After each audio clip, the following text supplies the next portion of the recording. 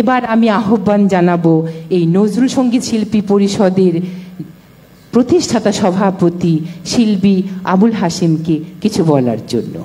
কিছু বলতে আসছেন আমাদের প্রিয় মুখ রেডিও টেলিভিশন শিল্পী আবুল হাশিম।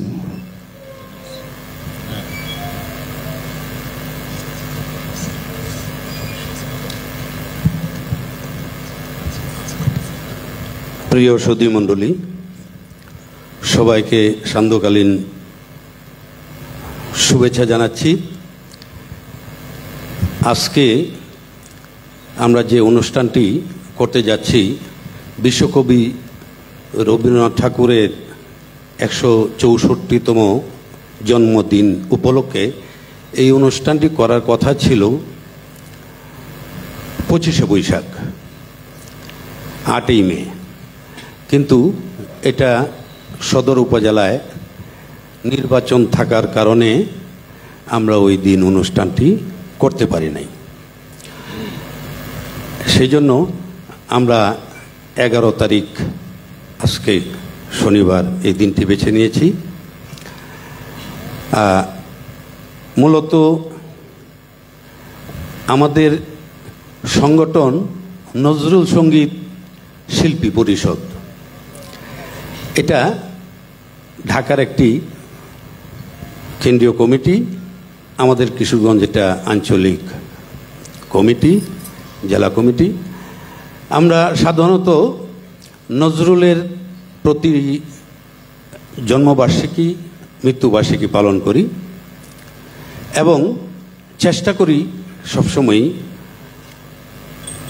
বিশ্বকবি রবীন্দ্রনাথ ঠাকুরের প্রতি আমাদের শ্রদ্ধা নিবেদন উপলক্ষে তার তিরোধান দিবস এবং জন্মজয়ন্তী পালন করার চেষ্টা করি।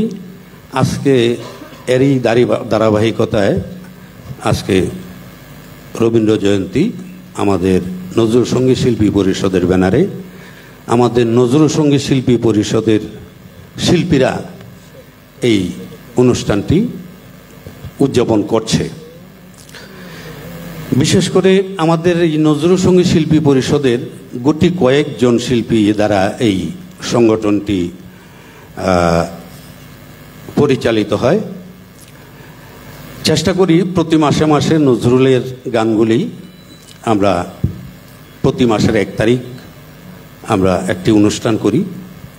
নজরুল চর্চাটা যেন অব্যাহত থাকে সেই জন্য আমাদের শিল্পীদের মধ্যে পাশাপাশি বাহিরের শিল্পীরাও আমাদের সাথে অংশগ্রহণ করেন।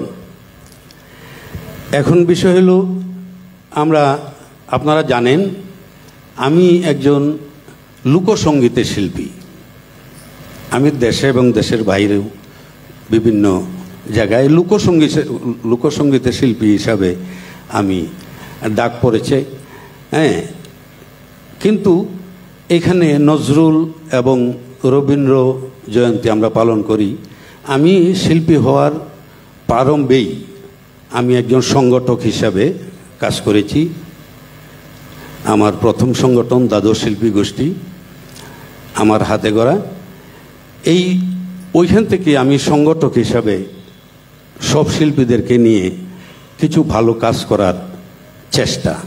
সেই জন্য লোকসঙ্গীতের শিল্পী হিসাবেও আমি নজরুল এবং রবীন্দ্রনাথকে স্মরণ করার চেষ্টা করি এবং যাদের অবদান বাংলা সাহিত্য এবং সংস্কৃতি, রবীন্দ্র নজরুল জন্ম না নিলে আজকে আমাদের সঙ্গীতে এই পর্যায়ে আসতো কিনা সন্দেহ। তো ধন্যবাদ আমাদের বীর মুক্তিযোদ্ধা, আমাদের প্রাণপ্রিয় নেতা অ্যাডভোকেট এম এ আফজল সাহেব এসেছেন।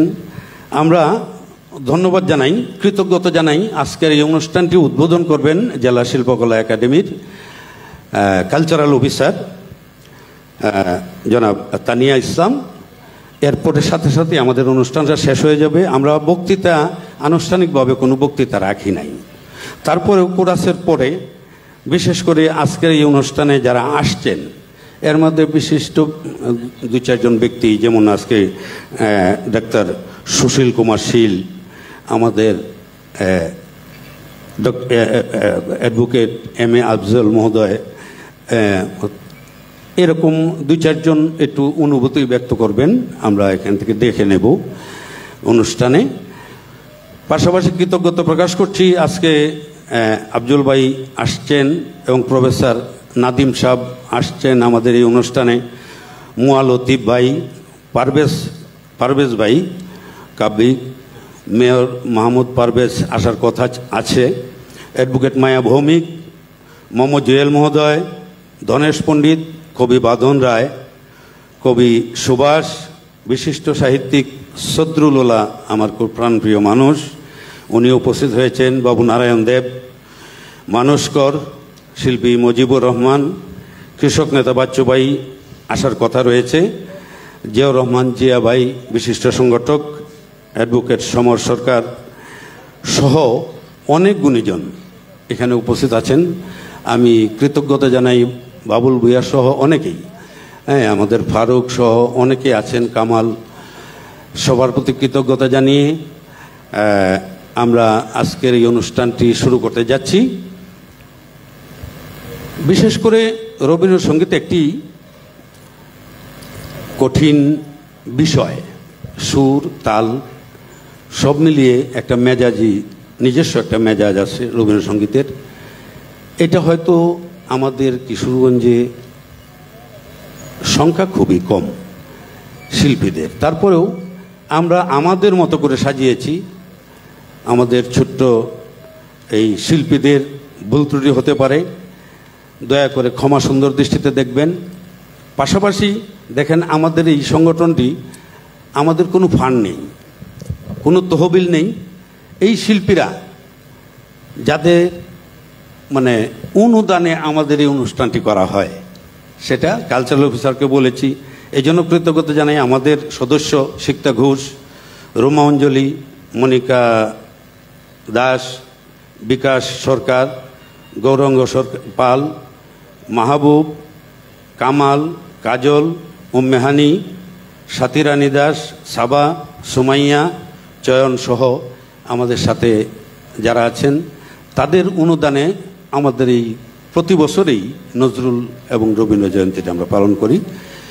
তো আমাদের এখনই আমাদের অনুষ্ঠানটা উদ্বোধন করবেন আমাদের কিশোরগঞ্জ জেলা শিল্পকলা একাডেমির সম্মানিত কালচারাল অফিসার।